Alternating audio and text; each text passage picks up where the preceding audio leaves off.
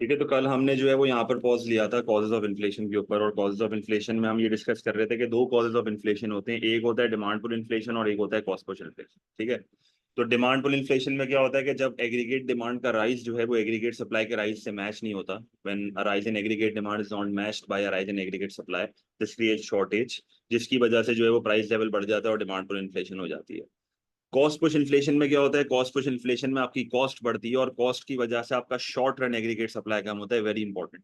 आप अगर cost push inflation का डायग्राम बना रहे हो और आप अगर एक्स मैन बनाते हो तो आपको सिर्फ ए एस नहीं लिखना, आपको एस आर ए एस लिखना है, क्योंकि कॉस्ट के बढ़ने से शॉर्ट रन एग्रीगेट सप्लाई कम होता है, शॉर्टेज होती है, प्राइस लेवल बढ़ती है, कॉस्ट पुश इन्फ्लेशन आ जाती है। तो हमने पहला कॉज ऑफ इन्फ्लेशन स्टार्ट किया था, डिमांड पुल इन्फ्लेशन। और डिमांड पुल इन्फ्लेशन में मैंने आपको ये चीज बता दी थी कि भाई डिमांड पुल इन्फ्लेशन कब आती है, जब एक इकोनॉमी में एग्रीगेट डिमांड बढ़ती है। और एग्रीगेट डिमांड कब बढ़ती है, जब उसके कंपोनेंट्स बढ़ते हैं। तो सी बढ़ेगा, आई बढ़ेगा, जी बढ़ेगा, एक्स बढ़ेगा और एम कम होगा। तो इसकी एग्जांपल्स आपको पता होनी चाहिए कि सी कैसे बढ़ता है, आई कैसे बढ़ता है, जी कैसे बढ़ता है, एक्स कैसे बढ़ता है और एम कैसे गिरता है। तो यहाँ पर मल्टीपल जो है हमने रीजन यहाँ पर डिस्कस कर ली थी। अब सवाल ये है कि एग्रीगेट डिमांड के बढ़ने के बाद क्या होता है। एक बहुत फेमस क्वेश्चन है इसका, जो कि ये 8 मार्क के क्वेश्चन में भी पूछता है और 12 मार्क के क्वेश्चन में भी पूछता है। और ये हमेशा एक ही बात करता है कि एग्रीगेट डिमांड के बढ़ने से क्या हमेशा इन्फ्लेशन आएगी। तो आपको ये पता होना चाहिए कि एग्रीगेट डिमांड का बढ़ना हमेशा बुरा नहीं होता।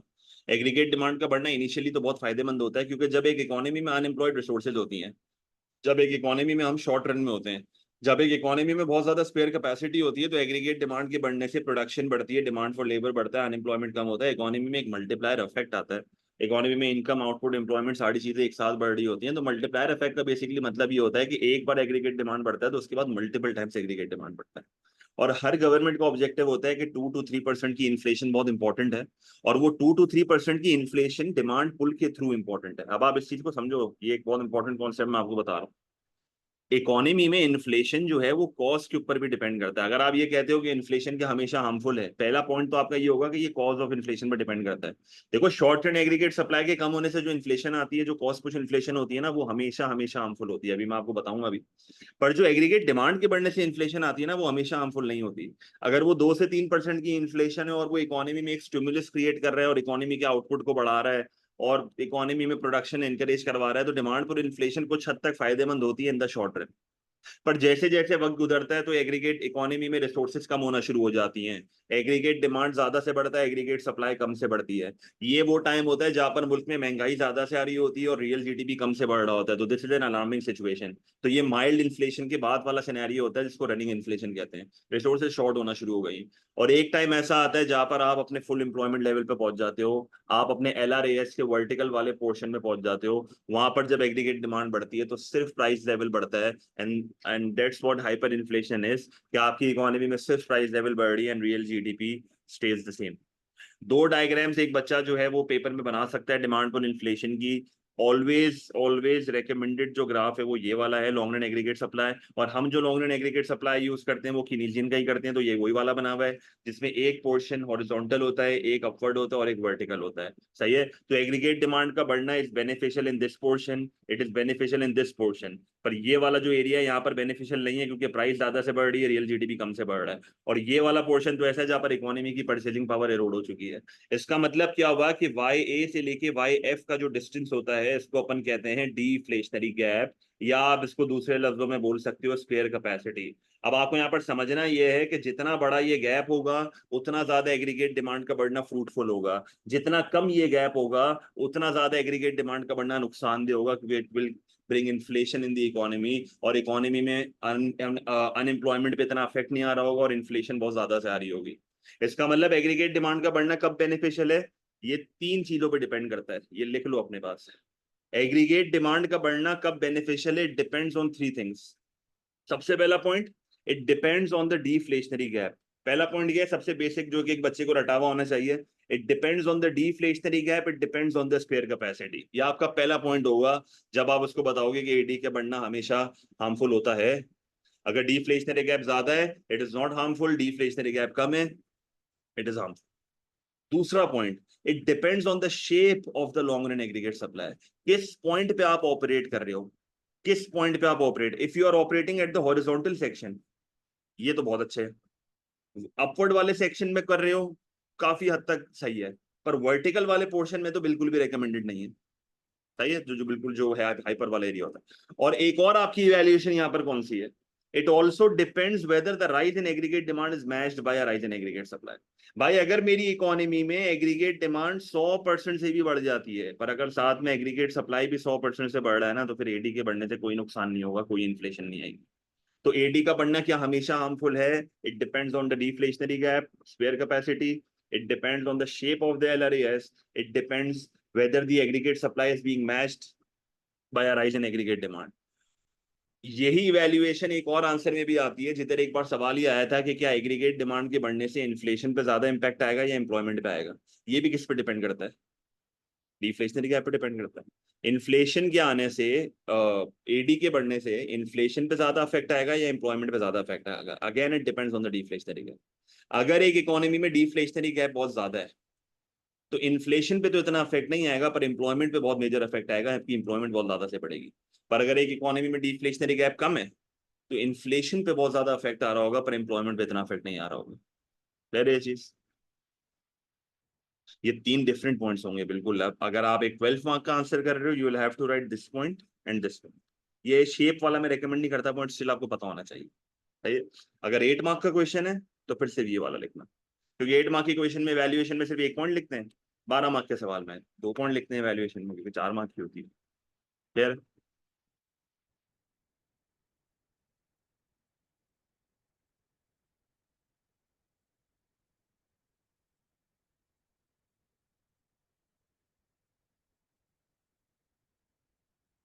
तो मैक्रो पढ़ रहे हैं किधर, जाहिर सी बात है एग्रीगेट डिमांड एग्रीगेट सप्लाई की बात कर रहा हूँ। जाग जाओ बेटा, थोड़ा सो रहे हो गया। क्लियर है ये चीज? अच्छा फिर ये सवाल देखो अब जरा, नवंबर 23 पेपर 2 वेरिएंट 2। क्या सवाल है? With the help of a diagram, explain one reason for an increase in aggregate demand and one reason for an increase in aggregate supply। इसका मतलब AO1 और AO2 में मुझे उसको ये बताना है कि एग्रीगेट डिमांड के बढ़ने का एक रीजन बता दो और एग्रीगेट सप्लाई के बढ़ने का एक रीजन बता दो with the help of a diagram. तो मेरा पहला स्टेप तो यहाँ पर ये होगा, मैं डिफाइन करूंगा एग्रीगेट डिमांड को, उसकी इक्वेशन बताऊंगा। मैं एग्रीगेट सप्लाई को डिफाइन करूंगा, उसकी डेफिनेशन। मैं इन्फ्लेशन को डिवाइड करूंगा, क्योंकि आगे लिखा हुआ है consider whether an increase in aggregate demand will always lead to inflation, तो मुझे इन्फ्लेशन को भी डिफाइन करना पड़ेगा। उसके बाद मैं क्या करूंगा, मैं दो डायग्राम्स बनाऊंगा। एक सबसे बड़ी कंफ्यूजन जो कि हर बच्चे को होती है कि यार सर 8 मार्क के सवाल में मैं ये वाला ग्राफ क्यों बनाऊं, मैं शॉर्ट रन वाला ग्राफ बना के सिंपली एडी को राइट पर शिफ्ट करके नहीं दिखा सकता? कर सकते हो, ये अलाउड है, मसला नहीं है, पर पॉइंट सारा यही है कि अगर तुम डिफ्लेशनरी गैप वाला एवेल्युएशन लिख रहे हो ना, तो फिर ये वाला डायग्राम तुम्हारे पास होना जरूरी है, एलआरएस वाला। और मैं हमेशा एग्जामिनर को भी यही ग्राफ पसंद है। अगर आप जल्दी बना सकते हो, विद इन टाइम बना सकते हो एलआरएस वाला ग्राफ, तो बिल्कुल बनाओ। पर अगर आपको मसला होता है इस ग्राफ को बनाने में 8 मार्क के क्वेश्चन में, और टाइम कम होता है, 16 मिनट में आपको एक 8 मार्क का क्वेश्चन करना है, फिर आप शॉर्ट रन वाला बना लो, मसला नहीं है। ये दो डायग्राम आपने बनाया, आपने बताया कि एडी के बढ़ने की रीजन होती है फॉर एग्जांपल डायरेक्ट टैक्स का कम होना। किसी एक कंपोनेंट को बढ़ा के दिखा दो, किसी एक कंपोनेंट को बढ़ा के दिखा दो, यहाँ पर आपका काम हो जाएगा। सही है? आप एडी को बढ़ा के दिखाओ, आप डायरेक्ट टैक्स कम करो, इनकम टैक्स कम करो, डिस्पोजेबल इनकम बढ़ेगी, कंजम्पशन बढ़ेगा, एडी बढ़ेगा, ग्राफ को समझा दो साथ। इंक्रीज इन एग्रीगेट सप्लाई जो है वो एप्रिसिएशन की वजह से भी हो सकता है। Increase in aggregate supply raw material सस्ते होने से भी हो सकता है। शॉर्ट रन एग्रीगेट सप्लाई जो शॉर्ट रन में एग्रीगेट सप्लाई बेसिकली कॉस्ट के कम होने से बनता है। सही है? तो आप यहाँ पर जो है वो रॉ मटेरियल भी सस्ता कर सकते हो, एप्रिसिएशन के थ्रू भी इंपोर्ट को सस्ता कर सकते हो, वेजेस को भी कम कर सकते हो थ्रू ट्रेड यूनियन रिफॉर्म्स। सही है? तो ये सारी चीजें आप लिख दो। मैंने एप्रिसिएशन की एग्जांपल ली है, इससे इंपोर्ट सस्ता होगा, इंपोर्टेड रॉ मटेरियल सस्ता हो जाएगा। इन इलास्टिक डिमांड होती है, मोर और लेस अभी भी खरीदेंगे उतना ही, तो इंपोर्ट का एक्सपेंडिचर कम होगा, कॉस्ट कम होगी, शॉर्ट रन एग्रीगेट सप्लाई बढ़ जाएगा। ग्राफ को समझा दोगे बेटा, चाहे आप शॉर्ट रन वाला ग्राफ बनाओ या लॉन्ग रन वाला ग्राफ बनाओ, अच्छा बेटे वैल्यूएशन सेम ही होती है, डिफ्लेशनरी गैप वाली बात करेंगे। मोनिस बेटा कॉज ऑफ इन्फ्लेशन डिस्कस कर रहे हैं। ग्राफ में बेटा अभी स्टूडेंट टू स्टूडेंट डिपेंड करता है वो कितने टाइम में बना रहा है। अब आपको इस पॉइंट में बेहतर पता है कि आप कितनी देर में पेपर कर सकते हैं। क्लियर है? क्लियर है ये चीज? बेटे खैर आप क्या बोल रहे हो मुझे नहीं पता, आप कुछ और ही देख रहे हो मुझे लग रहा है।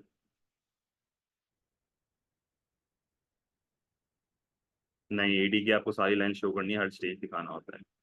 सही है? आप इंट्रोडक्शन के बाद दोनों डायग्राम एक साथ बनाओगे। ठीक है? तो आपने एडी बढ़ा के दिखा दिया, एग्रीगेट सप्लाई बढ़ा के दिखा दिया, आपने फिर जो है वो उसको इवैल्यूएशन में दो में से तीन में से कोई एक लिखना है। ये देखो तीनों इवैल्यूएशन मैंने आपके सामने लिखे हैं, आपको तीनों में से कोई एक लिखना है। या तो आप डिफ्लेशनरी गैप वाला लिखो, या तो आप स्पेयर कैपेसिटी वाला लिखो, या तो आप शेप ऑफ द एलआरएस वाला लिखो। ये क्वेश्चन हो गया। फिर कॉस्ट पुश इन्फ्लेशन है। देखो, जब हम कॉस्ट पुश इन्फ्लेशन की बात करते हैं तो कॉस्ट पुश इन्फ्लेशन कब आती है? जब एक इकोनॉमी में कॉस्ट बढ़ जाती है, उस कॉस्ट के बढ़ने से शॉर्ट टर्म एग्रीगेट सप्लाई कम हो जाता है, प्राइस लेवल बढ़ जाती है, इन्फ्लेशन आ जाता है। बेसिक ग्राफ यहाँ पर आपके सामने बना हुआ है, शॉर्ट टर्म एग्रीगेट सप्लाई देखो कम करा हुआ है। अब आप इस चीज को समझो कि जिस तरह मैंने आपको बताया कि डिमांड पुल इन्फ्लेशन बेनिफिशियल होती है इन द शॉर्ट रन, क्या मैं कॉस्ट पुश इन्फ्लेशन में ऐसी स्टेटमेंट कभी भी लिख सकता हूँ क्या ये बेनिफिशियल हो सकता है? ये कभी भी बेनिफिशियल नहीं हो सकता। कॉस्ट पुश इन्फ्लेशन एक इकोनॉमी के लिए सबसे ज्यादा डेंजरस है, क्योंकि ये इकोनॉमी के रियल जीडीपी को कम करती है। सही है। कॉस्ट पुश इन्फ्लेशन जो है वो एक इकोनॉमी में अनएम्प्लॉयमेंट को बढ़ाती है। कॉस्ट पुश इन्फ्लेशन जो है वो एक इकोनॉमी में प्रोडक्शन को कम करती है। क्लियर है ये चीज? तो कॉस्ट बढ़ी, कॉस्ट के बढ़ने से शॉर्ट एंड एग्रीगेट सप्लाई कम हुआ, प्राइस लेवल बढ़ी, दिस लीड्स टू इन्फ्लेशन।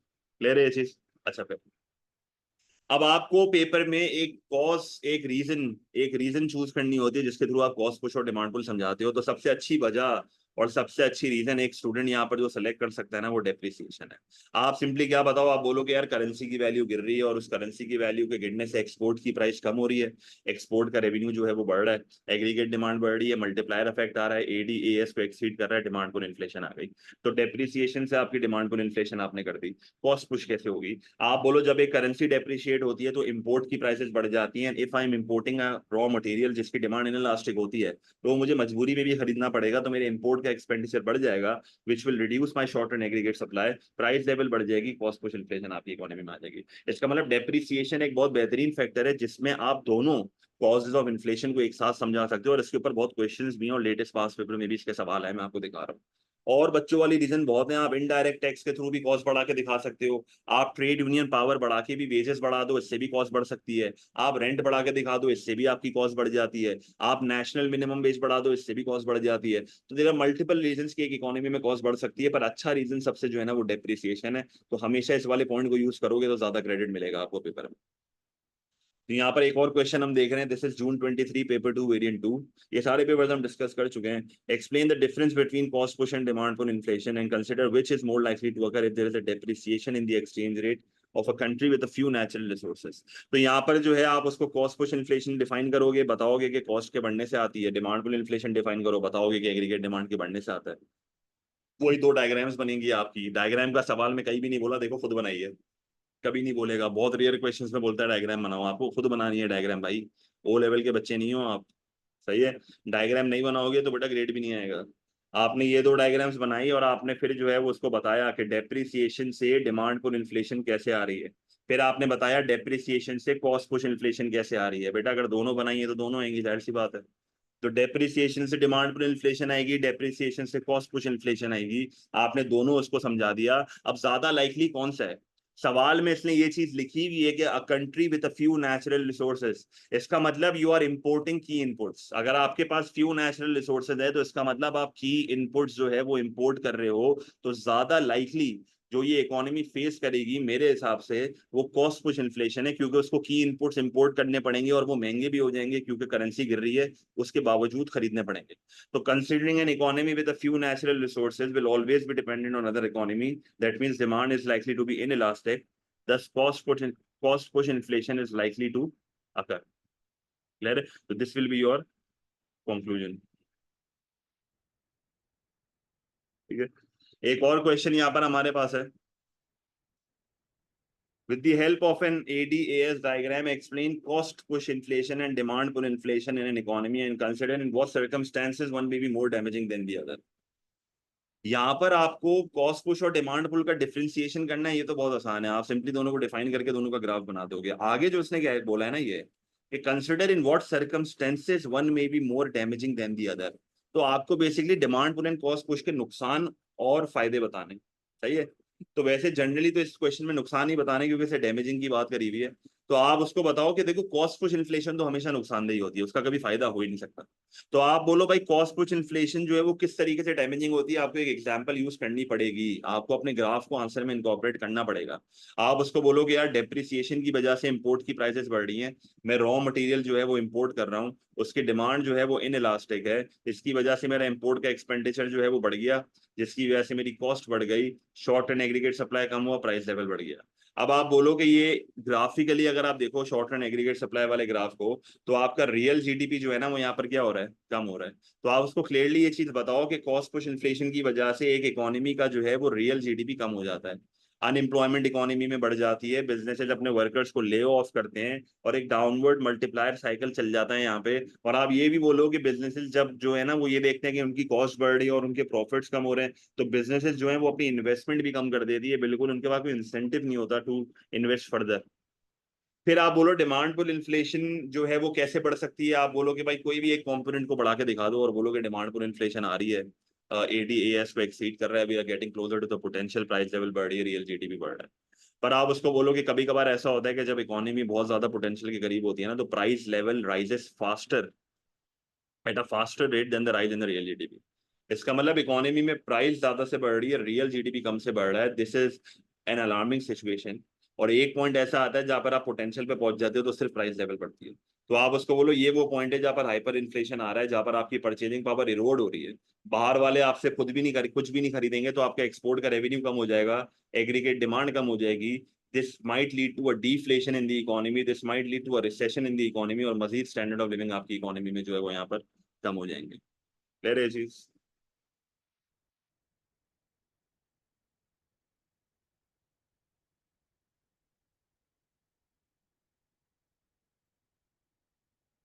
अब फिर एंड में आपको ये बताना है कि दोनों में से ज्यादा डैमेजिंग जो है वो कौन सा होगा।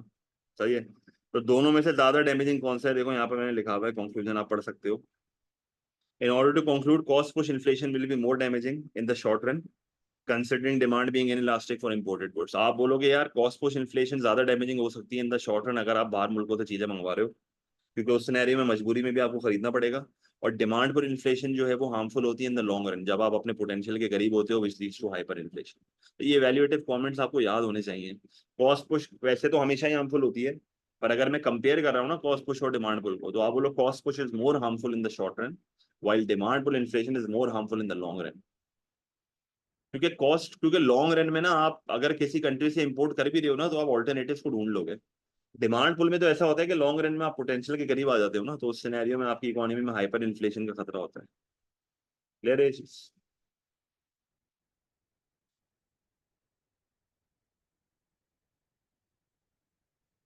मैंने यहाँ पर इसको देखो समराइज भी किया हुआ है। If an economy is facing a recession then cost push is more damaging, but if there is a strong economic growth and we are near potential to demand pull will be more damaging। ये demand pull will be more damaging. Clear है ये चीज? But ये valuation अभी तो बताइए यार, क्या हो गया यार। अच्छा, फिर आपकी आती है मॉनेटरी इन्फ्लेशन। मॉनेटरी इन्फ्लेशन जो है वो आपकी डिमांड पुल इन्फ्लेशन का पार्ट होता है। सही है, तो डिमांड पुल इन्फ्लेशन में क्या मैंने बताया था आपको, एग्रीगेट डिमांड बढ़ती है। सही है, तो मॉनेटरी इन्फ्लेशन में क्या होता है कि जब सेंट्रल बैंक अपने मनी सप्लाई को बढ़ा देती है, तो उसकी वजह से इकोनॉमी में एक्सेस लिक्विडिटी हो जाती है, क्योंकि जब इकोनॉमी में पैसा बहुत ज्यादा होता है तो कॉस्ट ऑफ मनी कम हो जाता है, प्राइस ऑफ मनी कम हो जाता है। And what is the cost and the price of money? Interest rate. इसका मतलब जब एक इकोनॉमी में मनी सप्लाई बढ़ेगा और इंटरेस्ट रेट कम हो जाएगा, या तो आप डायरेक्टली भी इंटरेस्ट रेट कम कर सकते हो, मनी सप्लाई अगर ना भी बढ़ाओ तो आप डायरेक्टली भी इंटरेस्ट रेट को कम कर सकते हो, तो मोर और लेस इंटरेस्ट रेट कम हो रहा है। जब भी पेपर में इंटरेस्ट रेट कम या ज्यादा करोगे, तीन चेंज आपको लाजमी तौर पे समझानी है अलग अलग पैराग्राफ। जब भी आप पेपर में इंटरेस्ट रेट को बढ़ाओगे या गिराओगे, आपको तीन चेंज जो है वो लाजमी तौर पे समझानी है। कौन सी तीन चेंज आपने समझानी है? आपने जो है वो सेवर्स वाली चेंज समझानी है, बोरोवर्स वाली चेंज समझानी है, एंड एक्सचेंज रेट वाली चेंज समझानी है। ये तीन चेंज आपको लाजमी तौर पे समझानी है जब आप इंटरेस्ट रेट की बात करोगे। जैसे यहाँ पर इंटरेस्ट रेट कम हो गया, तो सबसे पहला इंपैक्ट आएगा सेवर्स के ऊपर, क्योंकि रिटर्न ऑन सेविंग कम हो रहा है, savers will save less, spend more, consume more, C बढ़ गया। जब इंटरेस्ट रेट कम होगा तो कॉस्ट ऑफ बोरोइंग कम हो जाएगी, because people will borrow more, consumption बढ़ेगी, इन्वेस्टमेंट बढ़ेगी। जब इंटरेस्ट रेट कम होता है तो एक्सचेंज रेट भी कम होता है, याद है ये चीज? क्योंकि जब इंटरेस्ट रेट कम होता है तो आपकी कंट्री में हॉट मनी फ्लोज कम आएंगे, बाहर वाले आपकी कंट्री में इन्वेस्ट नहीं करेंगे, आपकी बैंकों में पैसा सेव नहीं करेंगे, क्योंकि आपकी बैंक के रिटर्न कम दे रही है। इसका मतलब जब इंटरेस्ट रेट कम होता है तो आपकी करेंसी की वैल्यू गिर जाएगी, बिकॉज आपकी करेंसी की डिमांड कम हो रही है। और जो आपके डोमेस्टिक इन्वेस्टर्स होंगे वो ये देखेंगे कि यार अपना मुल्क जो है, अपनी बैंक्स जो हैं वो रिटर्न तो दे ही नहीं रही हैं, एक काम करते हैं अपना पैसा लेके बाहर चले जाते हैं, तो वो अपना पैसा बाहर की कंट्री की बैंक्स में सेव करते हैं, जिसकी वजह से सप्लाई ऑफ रुपीज बढ़ जाती है। तो इन दोनों रीजंस की वजह से आपकी करेंसी की वैल्यू गिर जाएगी, and this is known as depreciation. और जब करेंसी डेप्रिशिएट होती है तो एक्सपोर्ट सस्ता होता है, इंपोर्ट महंगा होता है। जिसकी वजह से एक्सपोर्ट का रेवेन्यू बढ़ जाता है, इंपोर्ट का एक्सपेंडिचर कम हो जाता है, which leads to a balance of trade surplus. अब आप देखो इंटरेस्ट रेट के कम होने से सी भी बढ़ रहा है, आई भी बढ़ रहा है, एक्स माइनस एम भी बढ़ रहा है। ये सारे एडी के कंपोनेंट्स होते हैं, तो एडी बढ़ेगा, AD will exceed aggregate supply which will lead to demand pull inflation. Now when will a government reduce interest rate? Government कब इंटरेस्ट रेट को कम करेगी? गवर्नमेंट इंटरेस्ट रेट को कम कब तब करेगी जब एक इकोनॉमी में रिसेशन होगा। सही है, when you are facing a situation like recession, उस टाइम पे इंटरेस्ट रेट को कम किया जाता है। है चीज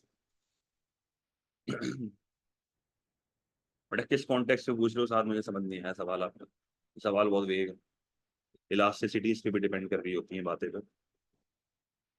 ठीक है, नेक्स्ट सेगमेंट मेरा यहाँ पर जो आपका आता है ना, वो आता है पॉलिसीज टू कंट्रोल इन्फ्लेशन। बिल्कुल, इंटरेस्ट रेट आप गिराते हो एडी को बढ़ाने के लिए। नेक्स्ट सेगमेंट मेरा आता है policies to control inflation. Inflation आप कंट्रोल कर रहे हो, पर आपको ये पता होना चाहिए कि विच इन्फ्लेशन आर यू कंट्रोलिंग। क्योंकि मैंने आपको अभी बताया था 2 से 3% की inflation, low rate of inflation एक इकोनॉमी के लिए बेनिफिशियल है। प्राइस स्टेबिलिटी का ऑब्जेक्टिव होता है, मल्टीप्लायर इफेक्ट आ रहा होता है, तो it is good for the economy. पर यहाँ पर आपको ये चीज समझनी है कि इकोनॉमी के अंदर जब कंट्रोल की बात आती है ना, तो फिर आप हाई रेट ऑफ इन्फ्लेशन को कंट्रोल कर रहे हो। यहाँ आपका फोकस सबसे ज्यादा होनी चाहिए, क्योंकि पॉलिसीज में एक ही बार डिटेल में समझाऊंगा। आगे डिफ्लेशन, बीओपी, अनएम्प्लॉयमेंट, हर जगह यही सेम पॉलिसी जाएंगी, तो मैं ज्यादा रिपीट नहीं कर रहा हूँ, गौर से सुनना बस। अब इन्फ्लेशन के कॉजेज आपको पता है, एडी के बढ़ने से भी इन्फ्लेशन आती है, एग्रीगेट सप्लाई के कम होने से भी इन्फ्लेशन आती है। तो यहाँ पर अगर मैं हाई रेट ऑफ इन्फ्लेशन को कंट्रोल कर रहा हूँ, तो what will be my target? My first target will be to reduce the aggregate demand, which is demand side policy. तो डिमांड साइड पॉलिसीज क्या होती हैं? जो एग्रीगेट डिमांड को मैनेज करती है। तो मेरा पहला टारगेट ये है कि मुझे एग्रीगेट डिमांड को जो है वो कम करना है। मेरा दूसरा टारगेट ये है कि मुझे शॉर्ट रन एग्रीगेट सप्लाई को बढ़ाना है, या लॉन्ग रन एग्रीगेट सप्लाई को बढ़ाना है, which is supply side policy to manage aggregate supply. तो मैं पहली पॉलिसी जो आपको यहाँ पर अभी समझाने लगा हूँ, वो डिमांड साइड पॉलिसी। तो डिमांड साइड पॉलिसी जो यहाँ पर मैं स्पेशली यूज करूंगा, मुझे एग्रीगेट डिमांड कम करना है। जब आप एग्रीगेट डिमांड कम करने के लिए डिमांड साइड पॉलिसी को इस्तेमाल करते हो, तो यू विल यूज कॉन्ट्रैक्शनरी और डीफ्लेशनरी डिमांड साइड पॉलिसी। ये लिख लो अपने पास। जब आपको एग्रीगेट डिमांड कम करना होता है, तो आप कौन सी डिमांड साइड पॉलिसी यूज करते हो? कॉन्ट्रैक्शनरी और डीफ्लेशनरी डिमांड साइड पॉलिसीज। पहली डिमांड साइड पॉलिसी आपकी होती है मॉनेटरी पॉलिसी, क्योंकि डिमांड साइड पॉलिसी में दो आती हैं, fiscal and monetary.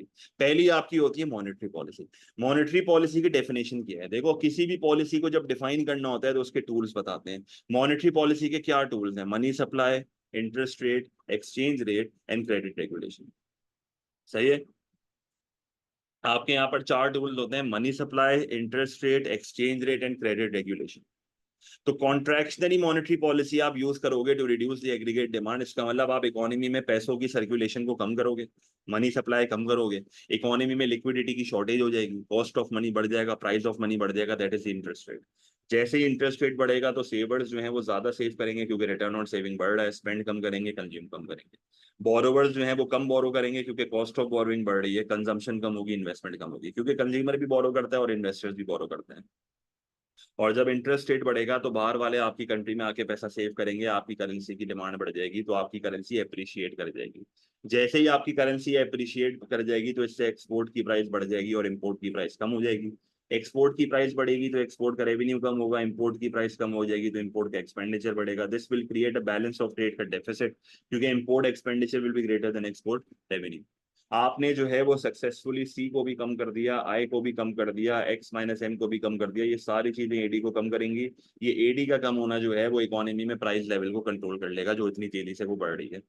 Credit regulation का मतलब ये होता है कि ईज ऑफ क्रेडिट। मुझे एक चीज बताओ, at the time of inflation क्या गवर्नमेंट क्रेडिट रेगुलेशन को स्ट्रिक्ट करेगी या वीक करेगी? स्ट्रिक्ट करने का मतलब ये कि लेंडिंग जो है वो मुश्किल कर दी है।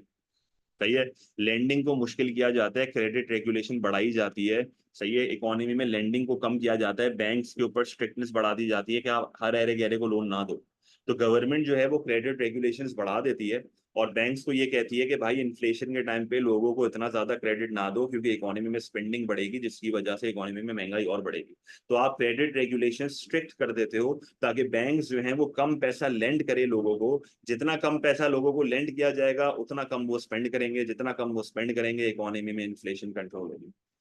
क्या मुझे ये पॉइंट आंसर में लिखना होगा? You don't need to write credit regulation, समझाने की जरूरत नहीं है। हाँ, एज अ टूल इसको मेंशन कर दो, पर अगर आप ये तीनों चेन भी इसको कनेक्ट करके सही से समझा दोगे ना, तो it is enough to gain marks.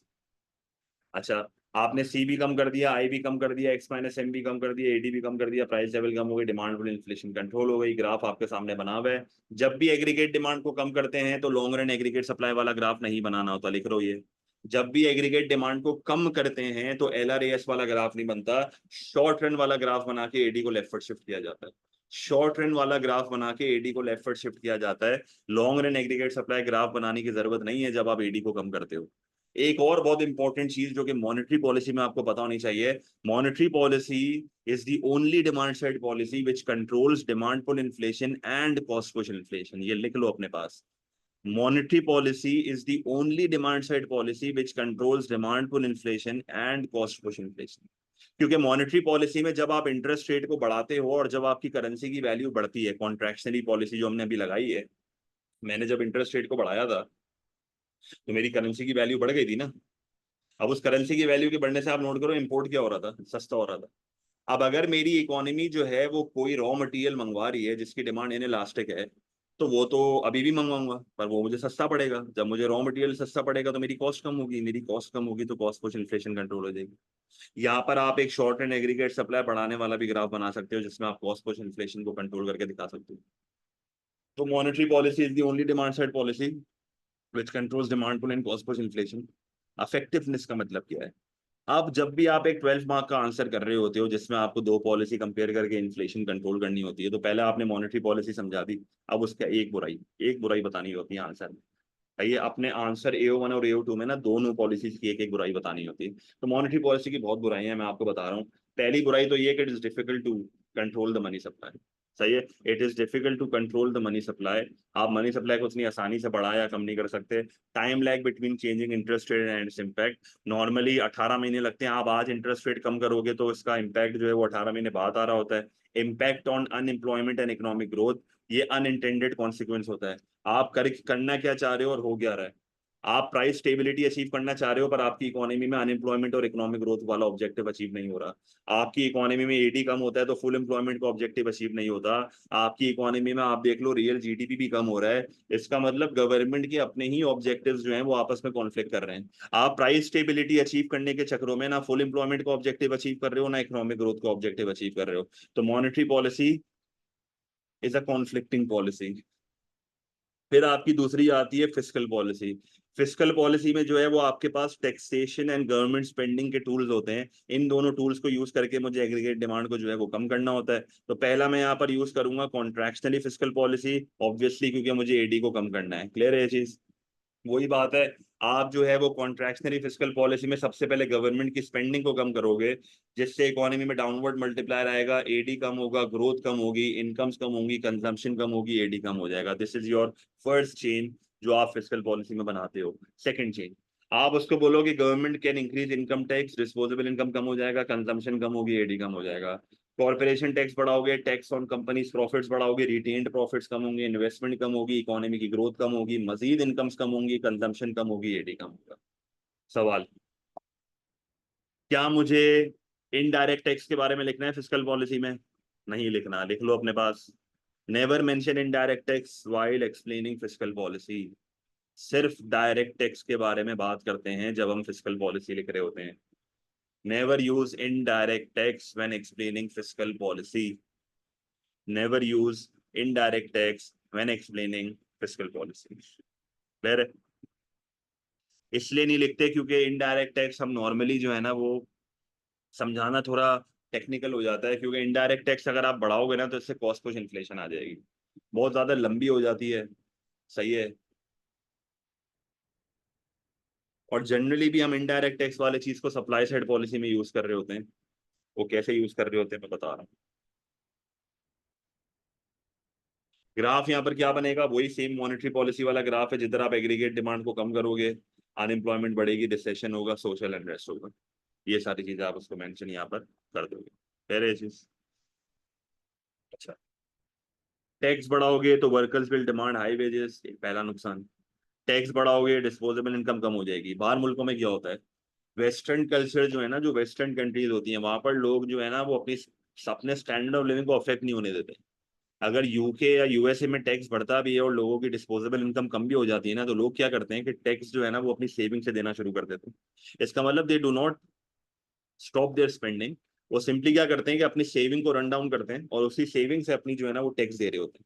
Spending continue रखेंगे, इसका मतलब पॉलिसी तो फेल कर गई। आप गवर्नमेंट स्पेंडिंग कम कर रहे हो। अब गवर्नमेंट स्पेंडिंग में बहुत चीजें होती हैं, सब्सिडीज भी होती हैं, एक्सपोर्ट सब्सिडीज भी होती हैं, इंफ्रास्ट्रक्चर स्पेंडिंग भी होता है, एजुकेशन हेल्थ केयर भी होता है, तो इसके बहुत नेगेटिव इफेक्ट्स हैं। फिर आप ये भी लिख सकते हो कि आप टैक्स को इतना ना बढ़ाओ कि लोग टैक्स एवेजन करना शुरू कर दें, इनकम्स हाइड करना शुरू कर दें, इकोनॉमी में डिसइंसेंटिव क्रिएट हो जाए। कॉर्पोरेशन टैक्स जब बढ़ाते हैं तो सबसे बड़ा मसला ये होता है कि जो नए एंटरप्रेन्योर्स होते हैं, जो यंग एंटरप्रेन्योर्स होते हैं, वो डिस्करेज होते हैं। वो ये देखते हैं इतना ज्यादा टैक्स कैसे निकालेंगे, खर्चा कैसे इतना देंगे, पैसा तो कुछ, प्रॉफिट तो कुछ होगा ही नहीं। तो नए एंटरप्रेन्योर्स डिस्करेज होंगे ये देखिए कि कॉर्पोरेशन टैक्स इतना ज्यादा है, तो इसका लॉन्ग टर्म आपकी इकोनॉमी में अफेक्ट बहुत ज्यादा है। ठीक है। सवाल, कॉन्ट्रैक्शनली फिस्कल और मॉनेटरी पॉलिसी का एक कॉमन डिसएडवांटेज है कि ये दोनों कॉन्फ्लिक्टिंग पॉलिसी, क्योंकि दोनों डिमांड साइड पॉलिसी हैं, दोनों कॉन्फ्लिक्टिंग है। दोनों प्राइस स्टेबिलिटी अचीव कर लेंगी पर इकोनॉमिक ग्रोथ और फुल एम्प्लॉयमेंट अचीव नहीं करेंगी। अगर पेपर में सवाल आता है, अब जरा गौर से सुनना, बहुत इंपॉर्टेंट बात बता रहा हूँ। अगर पेपर में क्वेश्चन आता है कि मॉनेटरी पॉलिसी क्या बेस्ट पॉलिसी है टू कंट्रोल इन्फ्लेशन, या वो सवाल में आपको खुद ये कह देता है कि मॉनेटरी पॉलिसी और फिस्कल पॉलिसी में से कौन सी अच्छी है। अब मैं मल्टीपल सिनेरियोज बता रहा हूँ, अपने पास पेंसिल उठा लो, ये लिख लेना, मैं बार बार रिपीट नहीं करूंगा। पहली चीज, अगर पेपर में क्वेश्चन आता है मॉनेटरी वर्सेस फिस्कल, मॉनेटरी समझाया डिसएडवांटेज, फिस्कल समझाया डिसएडवांटेज, अब इवैल्यूएशन। इवैल्यूएशन में मुझे कंपेयर करके किसी एक को सपोर्ट करना है, तो वहां पर आप लिखोगे monetary policy is a better policy than fiscal policy, because monetary policy demand pull भी कंट्रोल करती है, कॉस्ट पुश भी कंट्रोल करती है, while fiscal only demand pull control करती है। फिर आप लिखो इन दोनों पॉलिसीज में एक कॉमन इशू है कि ये दोनों कॉन्फ्लिक्टिंग पॉलिसीज हैं, प्राइस स्टेबिलिटी अचीव हो रही है पर full employment economic growth achieve नहीं हो रहा। तो आप बोलो अगर शॉर्ट रन में इशू बहुत इमीडिएट है, जल्द से जल्द महंगाई को कंट्रोल करना है, तो you will have to use demand side policies, because ये इमीडिएट पॉलिसीज है। और लॉन्ग रन में अगर आप मसले को होल्ड कर सकते हो, then go for supply side policy, क्योंकि supply side policy non inflationary growth देगी। सप्लाई साइड पॉलिसी में समझा रहा हूँ, पर ये पॉइंट्स अपने दिमाग में बसा लो कि अगर मॉनेटरी वर्सेस फिस्कल आता है for inflation, monetary is the better policy, क्योंकि वो डिमांड पुल कॉस्ट पुश दोनों कंट्रोल कर रही है, फिस्कल सिर्फ डिमांड पुल कंट्रोल कर रहा है। दोनों में एक कॉमन डिसएडवांटेज है कॉन्फ्लिक्टिंग पॉलिसी का, एंड में दोनों की बुराई करके सप्लाई साइड पे जाना है, शॉर्ट टर्म लॉन्ग टर्म वाली बात करके। सही है, नहीं सारे पॉइंट्स लिखेंगे जो मैं बोल रहा हूँ, इवैल्यूएशन में सारे आएंगे, क्योंकि इतना बड़ा इवैल्यूएशन नहीं बनेगा, आप खाली पॉइंट्स को स्टेट कर रहे होगे, क्योंकि ऊपर आंसर में आप आधी ज्यादा बातें बता चुके हो। अगर सवाल ओपन एंडेड है, अगर सवाल ओपन एंडेड है, whether fiscal policy is the best policy to control the inflation, अब दूसरी पॉलिसी मुझे खुद सेलेक्ट करनी है। Whether monetary policy is the best policy to control inflation, whether supply side policy is the best policy to control inflation, अब क्या करें। अगर पेपर में वो सिर्फ फिस्कल लिख के देता है और दूसरी पॉलिसी मुझे खुद सेलेक्ट करनी है, तो आप मॉनेटरी सेलेक्ट करोगे। आप क्या सेलेक्ट करोगे? मॉनेटरी सेलेक्ट करोगे। अगर वो आपको पेपर में सिर्फ मॉनेटरी लिख के दे रहा है, तो आप फिजिकल सेलेक्ट करोगे। अगर वो आपको पेपर में सप्लाई साइड लिख के दे रहा है, तो आप दोनों में से कोई एक सेलेक्ट कर लो, फिजिकल मॉनेटरी मसला नहीं है। हर इवेल्युएशन के एंड में शॉर्ट टर्म लॉन्ग टर्म वाली बात करके सपोर्ट सप्लाई साइड को ही करना है। क्लियर है? तो पॉलिसी की सिलेक्शन भी अक्सर मैटर कर जाती है। अच्छा, कुछ बच्चे ये भी प्रेफर करते हैं कि अगर पेपर में सिर्फ मॉनेटरी या फिजिकल लिखा हुआ है ना, तो बच्चे सप्लाई साइड सेलेक्ट करते हैं। सप्लाई साइड क्यों सेलेक्ट करते हैं? वो होशियार बच्चे होते हैं, क्योंकि सप्लाई साइड में इतना ज्यादा लिखना नहीं पड़ता। सप्लाई साइड पॉलिसी जो है ना वो बहुत ज्यादा सेल्फ एक्सप्लेनेटरी है, उसमें इतनी ज्यादा चेंज नहीं बनती, इतनी ज्यादा लंबी नहीं होती, कम कंटेंट में ज्यादा मार्क्स मिल जाता है, क्योंकि उसका ग्राफ भी बड़ा भारी होता है जिसमें तुम एलआरएस को राइट पर शिफ्ट करके दिखाते हो। तो पॉलिसी की सिलेक्शन बहुत इंपॉर्टेंट है। सप्लाई साइड पॉलिसी की एक और अच्छी बात यह है कि आप सिर्फ एक ही टूल को जो है वो यूज करके बड़ी आसानी से जो है अपनी पूरी गेम यहाँ पर समझा सकते हो। जैसे कैसे समझानी है जरा सुनना। सप्लाई साइड पॉलिसी की जब मैं बात करता हूं ना, तो supply side policy short run aggregate supply को बढ़ाता है, लॉन्ग रन एग्रीगेट सप्लाई को बढ़ाता है, प्रोडक्टिव पोटेंशियल को बढ़ाता है।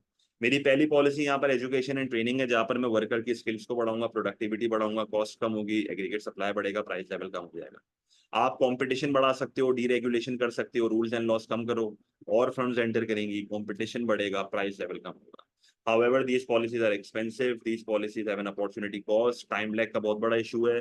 अच्छा, एक और बहुत इंपॉर्टेंट चीज, सप्लाई साइड पॉलिसी में जब आप एलआरएस को राइट पर शिफ्ट करते हो, तो सेम एग्रीगेट डिमांड के ऊपर देखो महंगाई कम हो रही है। पहले ये एग्रीगेट डिमांड यहाँ पर था, जब एलआरएस शिफ्ट हुआ तो अब इक्विलिब्रियम यहाँ पर आ रहा है। आप देखो किस तरीके से इकोनॉमी में प्राइसेस कम हो रही है, तो सिर्फ एक एग्रीगेट डिमांड बना देना, बीच में एलआरएस को राइट पर शिफ्ट करके दिखा देना। पर सप्लाई साइड पॉलिसी ना इतनी सिंपल नहीं है आजकल, इतना उसने सिंपल उसको रखा हुआ नहीं है। अब आपको यहाँ पर एक चीज पता होनी चाहिए, सप्लाई साइड पॉलिसीज दो तरह की होती हैं, सुनना जरा गौर से, बहुत इंपॉर्टेंट बात बता रहा हूँ। सप्लाई साइड पॉलिसी दो तरह की होती है, जिस बच्चे ने नोट्स पढ़े उसको ये बात पता है। सप्लाई साइड पॉलिसी में दो कैटेगरीज आती हैं, एक होती है इंटरवेंशनिस्ट अप्रोच और एक होती है मार्केट ओरिएंटेड अप्रोच। सुनना जरा गौर से, बहुत छोटी सी चीज है। इंटरवेंशनिस्ट अप्रोच में आप इकोनॉमी के लॉन्ग रन एग्रीगेट सप्लाई को बढ़ाते हो, लिख लो अपने पास ये। इंटरवेंशनिस्ट अप्रोच में आप इकोनॉमी के लॉन्ग रन एग्रीगेट सप्लाई को बढ़ाते हो, आप इकोनॉमी के पोटेंशियल को बढ़ाते हो, आप इकोनॉमी के प्रोडक्टिव पोटेंशियल को बढ़ाते हो। इंटरवेंशनिस्ट अप्रोच में आपकी एजुकेशन एंड ट्रेनिंग आ जाती है। देखो, एजुकेशन का मतलब ये नहीं होता कि मैं वर्कर्स को यूनिवर्सिटी की डिग्री दे रहा हूँ। एजुकेशन का मतलब होता है the quantity and quality of information. आप लोगों को बता रहे हो कि भाई आपके पास ये जॉब अवेलेबल है, आपके लिए ये अच्छा है, आपके लिए ये अच्छा है। तो एजुकेशन से क्या होता है कि आप फ्रिक्शनल अनएम्प्लॉयमेंट को कम कर सकते हो, लोगों को जॉब्स मिल जाएंगी जिसकी वजह से इकोनॉमी में आउटपुट क्रिएट होगा और इकोनॉमी में फ्रिक्शनल अनएम्प्लॉयमेंट जो है वो आपकी कम हो जाएगी। फिर आप यहाँ पर उसको ये भी लिख के दे सकते हो कि भाई ट्रेनिंग जो है ना, ट्रेनिंग वर्कर को तुम स्किल्स दे रहे हो, तुम प्रोडक्टिविटी बढ़ा रहे हो, तुम एफिशिएंसी बढ़ा रहे हो, तुम ऑक्यूपेशनल मोबिलिटी को बढ़ा रहे हो, जिससे स्ट्रक्चरल अनएम्प्लॉयमेंट कम होगी, टेक्नोलॉजिकल अनएम्प्लॉयमेंट भी कम होगी और रीजनल अनएम्प्लॉयमेंट भी कम। एक और फायदा बहुत बड़ा ये होता है कि एजुकेशन का, कि quantity and quality of information जब लोगों की इंप्रूव हो जाती है ना, तो इससे वर्कर्स की ज्योग्राफिकल मोबिलिटी बढ़ जाती है। क्योंकि लोगों को अगर पता चल गया कि यार मेरे लिए इस इलाके में जॉब अवेलेबल है या मेरे लिए इस शहर में जॉब अवेलेबल है, तो बंदा खुद विलिंग हो जाता है जाने के लिए। रिसर्च एंड डेवलपमेंट भी इंटरवेंशनिस्ट अप्रोच है, जहां पर आप कंट्री के पोटेंशियल को बढ़ाते हो। इंफ्रास्ट्रक्चर इंप्रूव कर लोगे, ट्रांसपोर्ट कॉस्ट कम होगी, ये भी एक इंटरवेंशनिस्ट अप्रोच है। तो बेसिकली इसको इस तरीके से याद कर लो कि इंटरवेंशनिस्ट अप्रोच वो अप्रोच है जिसमें तुम अपने एलआरएस को बढ़ाते हो। And interventionist supply side policy controls demand pull inflation. ये बहुत इंपॉर्टेंट लाइन है जो बोली है। इंटरवेंशनिस्ट अप्रोच जो होती है ना सप्लाई साइड पॉलिसी की, वो सिर्फ डिमांड पुल इन्फ्लेशन को कंट्रोल करती है, क्योंकि जब तुम एलआरएस को बढ़ाते हो you are only controlling demand pull inflation. जब तुम एलआरएस को बढ़ाते हो तो you are only controlling demand pull inflation. You are only controlling demand pull inflation.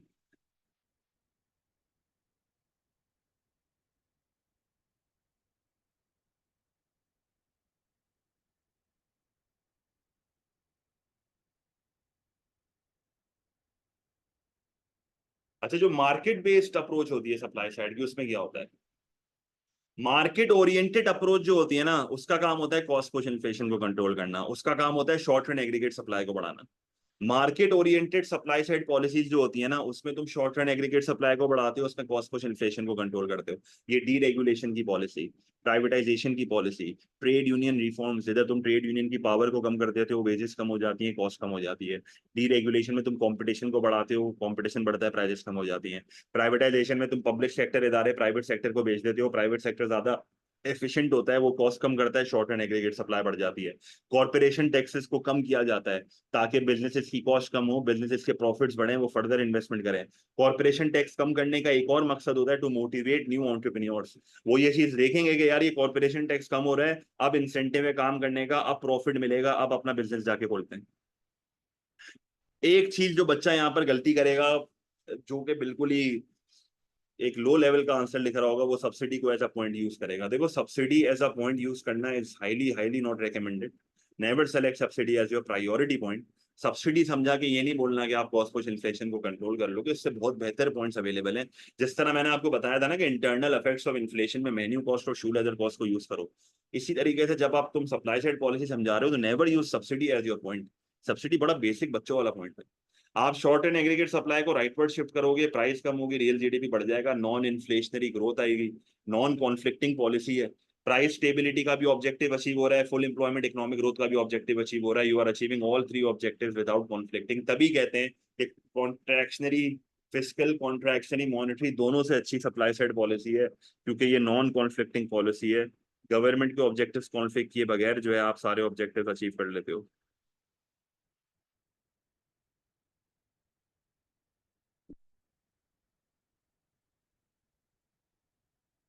सवाल, assess whether monetary policy is the only way to control a high rate of inflation।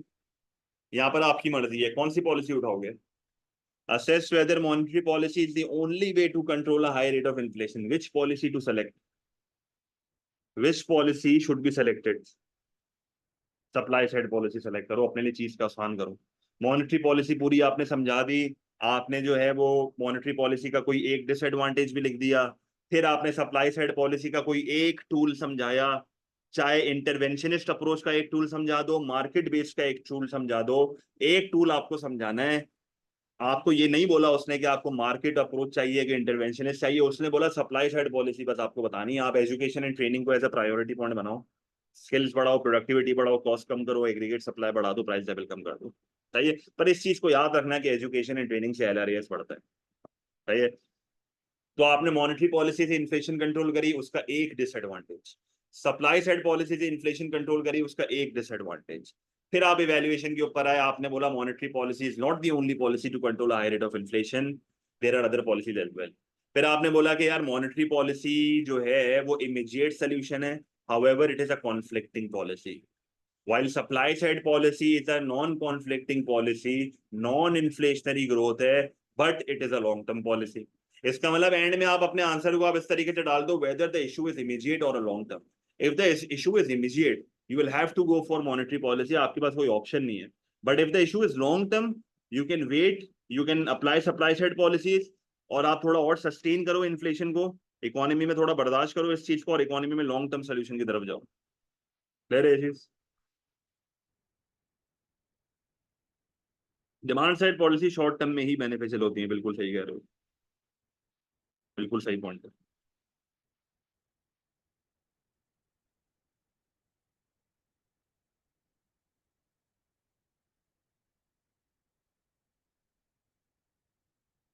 Supply side policy normally long term होती है, बिल्कुल।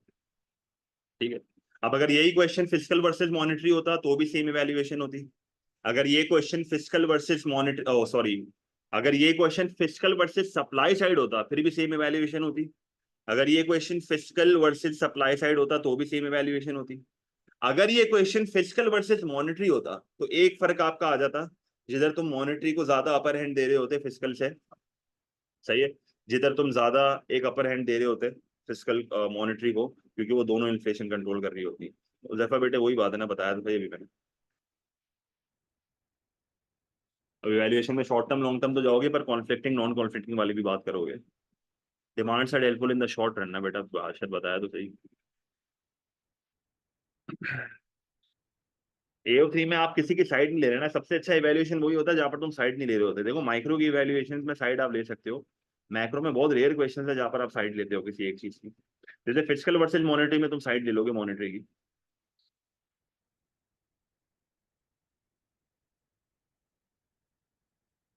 कोई एक factor बस याद कर लो supply side का सही से, जिसको तुम हर आंसर में यूज कर सकते हो, भले वो बीओपी का आंसर हो, वो अनएम्प्लॉयमेंट का आंसर हो।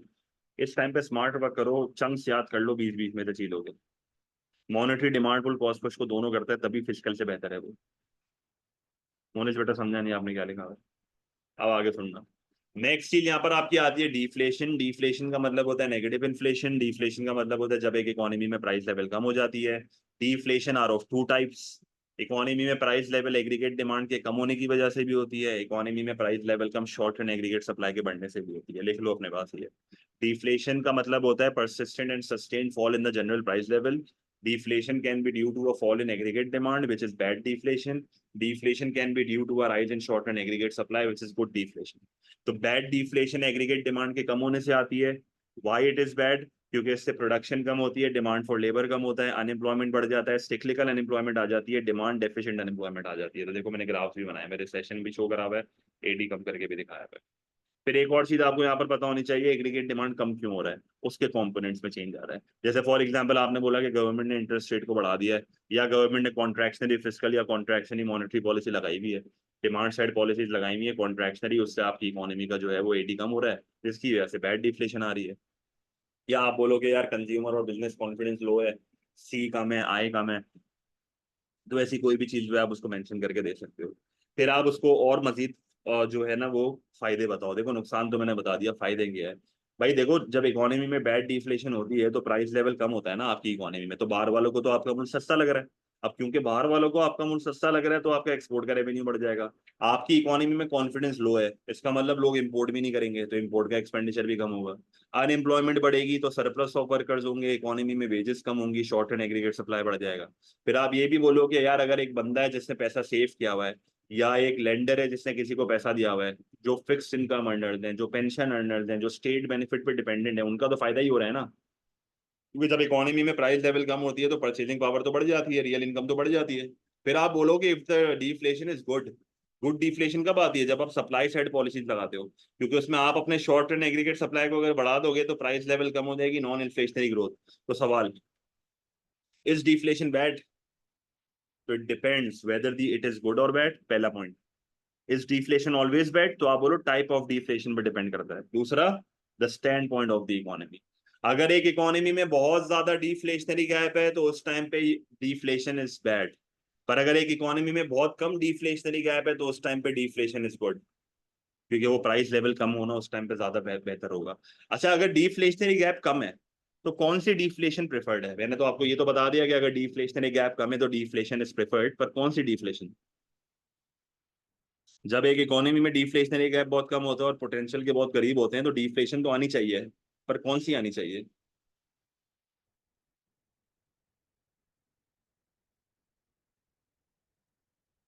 अब देखो ये जो कह रहे हैं ना गुड बैड, अगेन आपका माइंड वहां जा ही नहीं रहा है। आप उसको बोलो डिपेंड करता है। If you want to immediately solve the situation तो फिर bad deflation, but if you can wait long term then good deflation. समझ आया? एक ये अच्छा पॉइंट आप लिख सकते हो।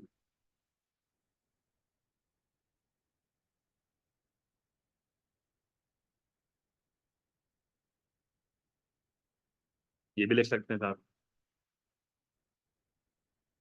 यही बात है, सही कह रहे हो। समझ आ गई वैल्यूएशन? अच्छा, policies to recover from deflation का सवाल इस साल लाइकली है, मुझे ऐसा लगता है। डिफ्लेशन की पॉलिसी का सवाल लाइकली है इस साल। इन्फ्लेशन मुझे नहीं लगता पॉलिसी में वो देगा, अगर देगा भी तो बड़ा सिंपल ही सवाल होता है, बट डिफ्लेशन ज्यादा लाइकली लग रहा है मुझे। और डिफ्लेशन की पॉलिसी का जो सवाल होता है उसमें सबसे अच्छी बात यह है कि डिफ्लेशन में सिर्फ दो एक ही पॉलिसी है, डिमांड साइड। डिफ्लेशन में सप्लाई साइड पॉलिसी नहीं होती, ये लिख लो अपने पास। डिफ्लेशन में there is no supply side policy, deflation में सिर्फ डिमांड साइड पॉलिसी होती है। डिफ्लेशन में there is no supply side policy, deflation में सिर्फ supply there is no supply side policy, सिर्फ डिमांड साइड पॉलिसी होती है। सही है। अगर मैं डायरेक्टली आपको जनरली बस बता दूं, इस चीज को आप समझो, जब मैं इन्फ्लेशन को कंट्रोल कर रहा था तो मैंने कौन सी डिमांड साइड पॉलिसी लगाई थी? जब मैं इन्फ्लेशन को कंट्रोल कर रहा था तो मैंने कौन सी डिमांड साइड पॉलिसी लगाई थी? मैंने कॉन्ट्रैक्शनरी या डिफ्लेशनरी लगाई थी। पर अगर मैं डिफ्लेशन से रिकवर कर रहा हूं तो मैं कौन सी डिमांड साइड पॉलिसी लगाऊंगा? एक्सपेंशनरी या रिफ्लेशनरी? और एक और चीज समझो, देखो ये पॉइंटर्स बनाओ अपने पास। पहली चीज, डिफ्लेशन की पॉलिसी सिर्फ फिस्कल और मॉनेटरी है। दूसरी, डिफ्लेशन कौन सी डिफ्लेशन से रिकवर कर रहे हो? बैड डिफ्लेशन से रिकवर कर रहे हो। You never recover from a good deflation, वो तो अच्छी बात है।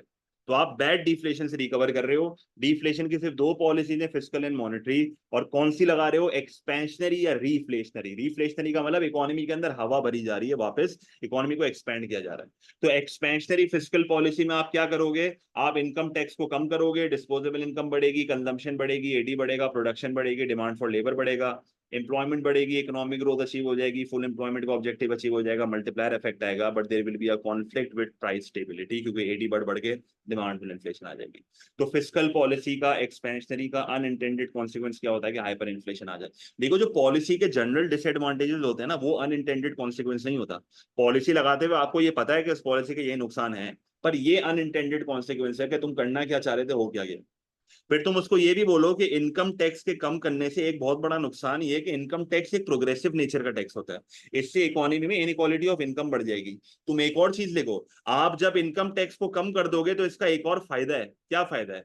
फायदा ये है कि इंसेंटिव टू वर्क बढ़ जाता है। जब इनकम टैक्स को कम करोगे तो और लोग काम करना चाहेंगे। फिर आप बोलो कॉर्पोरेशन टैक्स को कम करेंगे, रिटेन प्रॉफिट बढ़ेंगे, इन्वेस्टमेंट बढ़ेगी, एडी बढ़ेगा, गवर्नमेंट अपनी स्पेंडिंग बढ़ाएगी, मल्टीप्लायर आएगा, एडी बढ़ेगा। पर आप उसको बोलो कि भाई डिफ्लेशन के टाइम पे सबसे बड़ा इशू क्या होता है? कॉन्फिडेंस। पीपल आर पेसिमिस्टिक, लोग जो हैं वो कॉन्फिडेंट नहीं होते हैं, उनको ऐसा लग रहा होता है कि फ्यूचर में प्राइस लेवल और गिरेगा। जब आपको ये चीज दिमाग में आ गई, जब आपके दिल में ये बात आ गई ना कि फ्यूचर में प्राइस लेवल कम होने वाली है, तो तुम पैसा खर्च नहीं करोगे। इसका मतलब गवर्नमेंट टैक्स कम कर दे, गवर्नमेंट कुछ भी कर दे, अगर बंदे के दिमाग में ये आ गया ना कि फ्यूचर में और प्राइस कम होने वाली है, वो उसकी जितनी भी एडिशनल इनकम बढ़ भी जाएगी ना, वो उसको सेव ही करेगा। वो बोलेगा कि यार मैं आगे जाके खर्च करूंगा जब चीजें और सस्ती हो जाएंगी। गवर्नमेंट का बजट डेफिसिट हो जाएगा, क्योंकि वो टैक्सेस को कम कर रहे हैं और गवर्नमेंट स्पेंडिंग को बढ़ा रहे हैं। तो बजट डेफिसिट नेशनल डेट को बढ़ाता है, गवर्नमेंट को बोरोइंग करनी पड़ती है। एक और बात, भाई एडी के बढ़ने से लोगों की इनकम्स बढ़ रही हैं, क्या गारंटी है कि सारी की सारी कंजम्पशन डोमेस्टिक में होगी? इंपोर्टेड कंजम्पशन बढ़ गई तो क्या होगा? इंपोर्टेड कंजम्पशन बढ़ गई तो क्या होगा? इससे तो ट्रेड डेफिसिट हो जाएगा, इससे तो एग्रीगेट डिमांड कम हो जाएगा, ये तो और टेंशन वाली बात हो जाएगी फिर। ये तो फिर और टेंशन वाली बात हो जाएगी। यार ये चीज समझे बात को? समझ आ रही है क्या बोल रहा हूँ?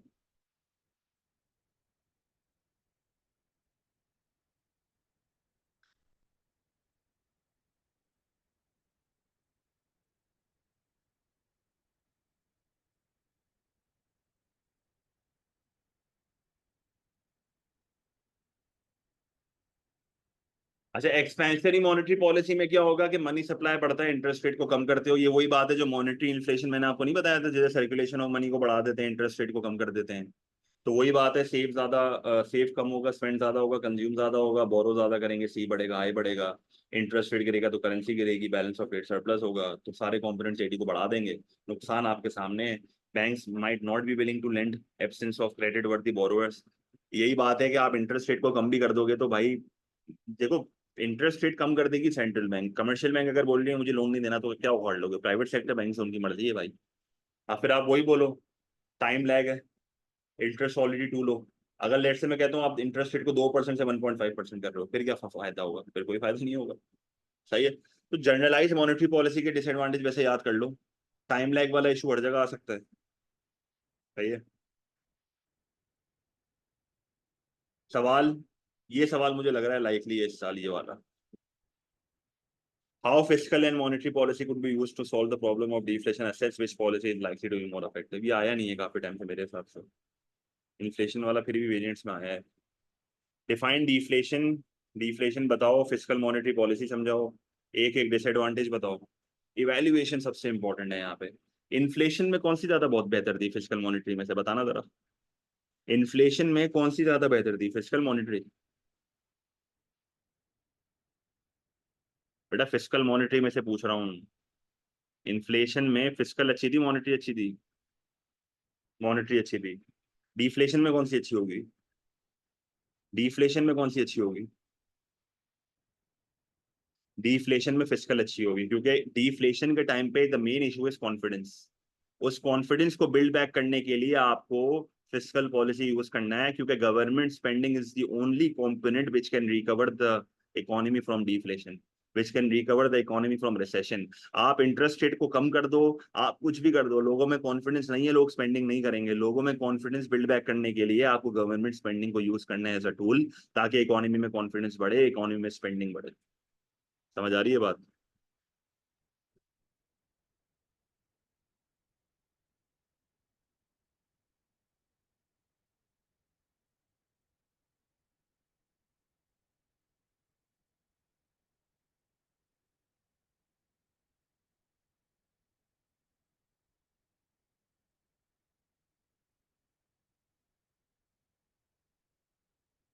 फिस्कल पॉलिसी मॉनेटरी पॉलिसी से इसलिए बेहतर होती है क्योंकि आपको लोगों में कॉन्फिडेंस बिल्ड बैक करना है। आप इंटरेस्ट रेट कम करके ये एक्सपेक्ट नहीं कर सकते कि लोग एकदम से बोरो करके स्पेंडिंग करना शुरू। एक इकोनॉमी में रिसेशन है, बैंक इंटरेस्ट रेट कम कर भी देगी तो कौन बोरो करेगा? बैंक इंटरेस्ट रेट कम कर भी देगी तो कौन स्पेंडिंग करेगा? कॉन्फिडेंस ही नहीं है लोगों में। तो मेन इशू इज कॉन्फिडेंस। इस कॉन्फिडेंस को रिकवर करने के लिए गवर्नमेंट जो है वो अपनी स्पेंडिंग को बढ़ाएगी, और अपनी स्पेंडिंग बढ़ाने का मतलब है फिस्कल पॉलिसी। अपनी स्पेंडिंग को बढ़ाएगी, प्रोजेक्ट्स में पैसे खर्च करेगी, एजुकेशन हेल्थ केयर पे पैसे खर्च करेगी, इंफ्रास्ट्रक्चर प्रोजेक्ट्स पे पैसे खर्च करेगी, स्टेट बेनिफिट्स देना शुरू करेगी, ताकि इकोनॉमी में स्पेंडिंग तो स्टार्ट तो हो, जॉब्स तो क्रिएट हो। तो गवर्नमेंट ही निकालती है हमेशा इन मसलों से। तो गवर्नमेंट का स्पेंडिंग सबसे मेन कंपोनेंट है आपका, अगर आपको रिसेशन से निकलना है। ये पढ़ो इवैल्यूएशन जो लिखा हुआ है, रीड तो करो ये जो लिखा हुआ है, तभी तो रखा हुआ है आपके सामने।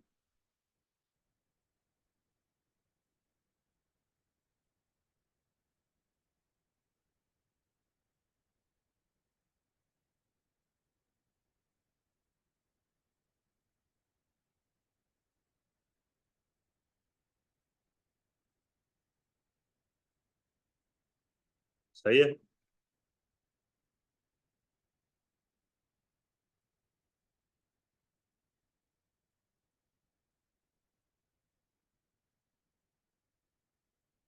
अच्छा, फिर आपका ये एक छोटा सा ग्राफ है, ये भी देख लो जरा।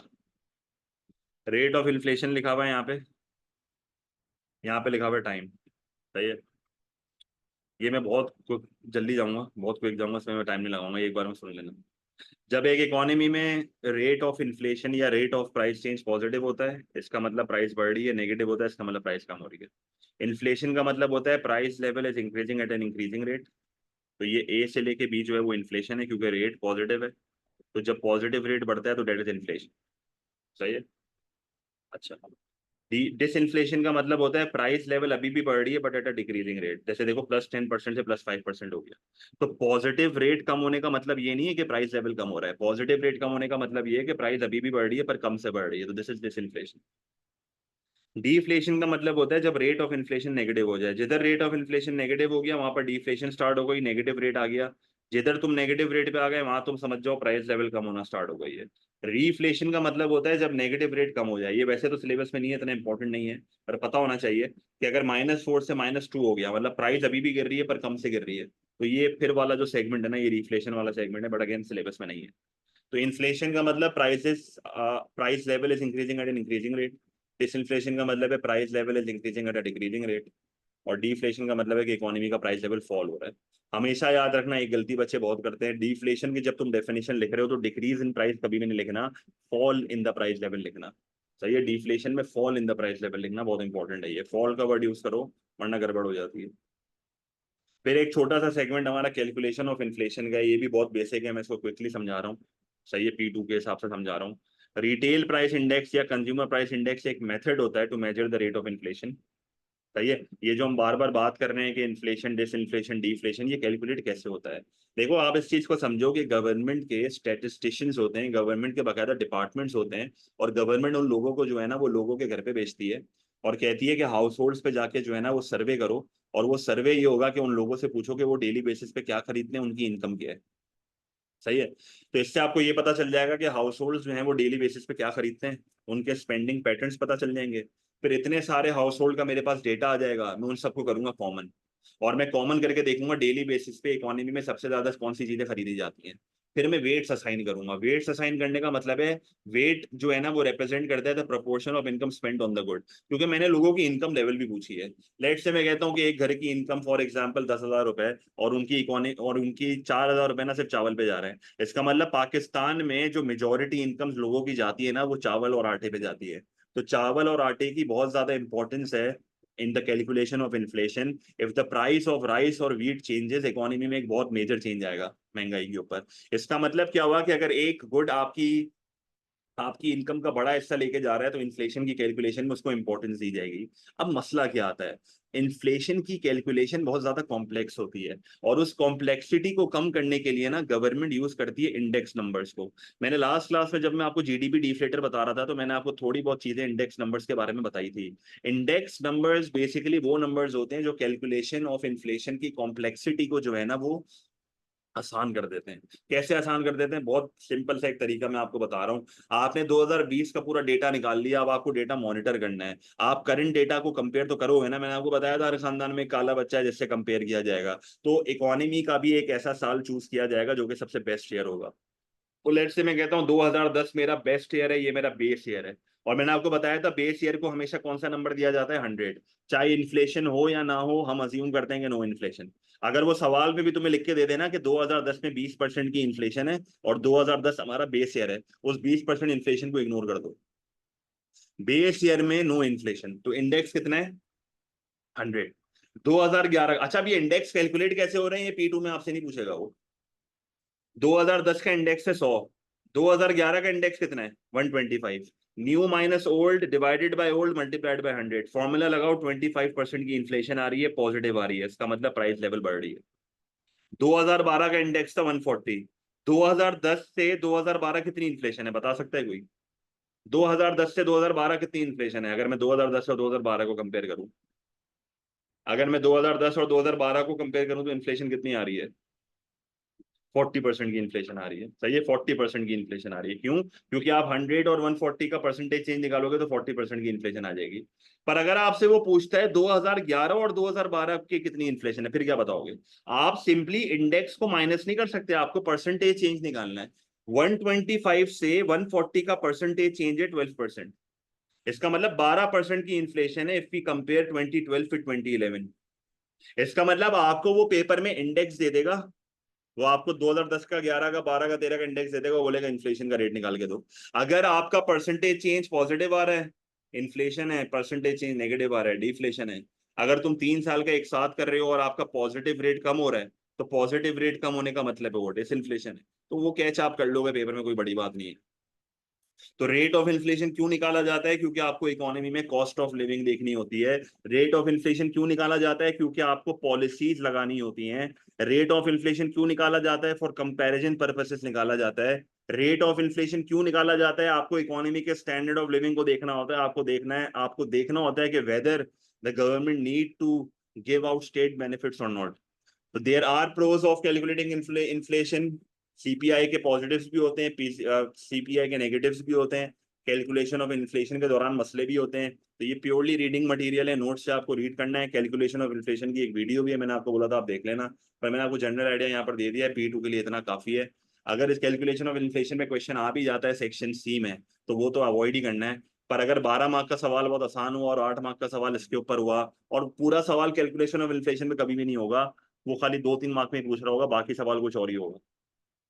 जैसे वो आपसे ये पूछ सकता है कि भाई इन्फ्लेशन मेजर कैसे होती है और इन्फ्लेशन के नुकसान बता दो, तो 2-3 मार्क उसमें इन्फ्लेशन की कैलकुलेशन तुम्हें समझानी होगी। तो तुम्हें खाली जनरलाइज 2-3 लाइन लिखनी है, जितना तुम सीपीआई वगैरह के बारे में उसको डिस्कस कर दोगे, वो जनरलाइज आपको बताना होगा। पर अगर डेटा रिस्पॉन्स में कैलकुलेशन ऑफ इन्फ्लेशन का कुछ कॉन्टेंट आ गया, उसने आपको पूछ लिया कि यार सीपीआई के डिसएडवांटेज बता दो, आरपीआई के डिसएडवांटेज, अच्छा सीपीआई आरपीआई एक ही चीज है, consumer price index, retail price index एक ही बात है। पर अगर उसके तुमसे उसने फायदे नुकसान पूछ लिए तो तुम्हें थोड़े बहुत पता होने चाहिए। एनालाइज तो करना ही नहीं है ना बेटा, नॉलेज की बात है ना, नॉलेज है ये, एनालिसिस कुछ भी नहीं है यहाँ पे, नॉलेज है खाली। 2-3 रट्टे मार लेना आपका काम हो जाएगा। 2-3 रट्टे मारना आपका काम हो जाएगा। सही है?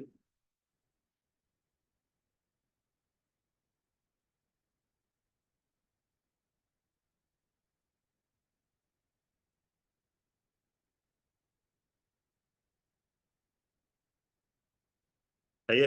आप जल्दी से, वो है ही नहीं, वो खाली सीपीआई और आरपीआई। सही है, अब जल्दी से 5 मिनट में इकोनॉमिक ग्रोथ सारे कर रहा हूँ, बड़ा घटिया टॉपिक है। सही है। वो खाली सीपीआई की थोड़ी बहुत इंट्रोडक्शन और उसके फायदे नुकसान एक दो देख लेना, और मसले देख लेना मेजरमेंट में जो आते हैं वो देख लेना खाली। इकोनॉमिक ग्रोथ का मतलब क्या होता है? इकोनॉमिक ग्रोथ का मतलब होता है जब एक इकोनॉमी का रियल जीडीपी जो है वो बढ़ता है। अब रियल जीडीपी दो तरीकों से बढ़ सकता है। या तो एक्चुअल ग्रोथ होगी जिसमें एडी के बढ़ने की वजह से ग्रोथ आती है, तो एक्चुअल ग्रोथ का मतलब है सी बढ़ रहा है, आई बढ़ रहा है, जी बढ़ रहा है, एक्स बढ़ रहा है और एम कम हो रहा है। अनएम्प्लॉयमेंट कम हो रही है, एक्जिस्टिंग रिसोर्सेज का यूज बढ़ रहा है, within the PPC movement आ रही है टुवर्ड्स द पीपीसी। जैसे ई से ई1 के एक्चुअल ग्रोथ। पोटेंशियल ग्रोथ क्या होता है? जब एक कंट्री के क्वांटिटी या quality of factors of production बढ़ जाए। पोटेंशियल ग्रोथ का मतलब क्या होता है? जब एक इकोनॉमी में एलआरएस जो है वो बढ़ जाता है, या आप कह सकते हो पीपीसी जो है वो राइट पर शिफ्ट हो जाता है, मतलब कंट्री का पोटेंशियल बढ़ रहा है। तो देखो पीपीसी राइट पर शिफ्ट हो रहा है, तो what is preferred? Prolong growth is preferred. एक इकोनॉमी हमेशा ये चाहेगी कि एक्चुअल और पोटेंशियल ग्रोथ हो। पर अगर दोनों में से कोई एक चाहिए तो कौन सी होनी चाहिए? अगर एक इकोनॉमी में डिफ्लेशनरी गैप बहुत ज्यादा है, एक्चुअल ग्रोथ की जरूरत है, एडी को बढ़ाने की जरूरत है। पर अगर डिफ्लेशनरी गैप बहुत कम है, पोटेंशियल ग्रोथ की जरूरत है, एलआरएस को बढ़ाने की जरूरत है। तो एक्चुअल और पोटेंशियल में से कौन सी अच्छी है, डिपेंड्स ऑन डिफ्लेशनरी गैप।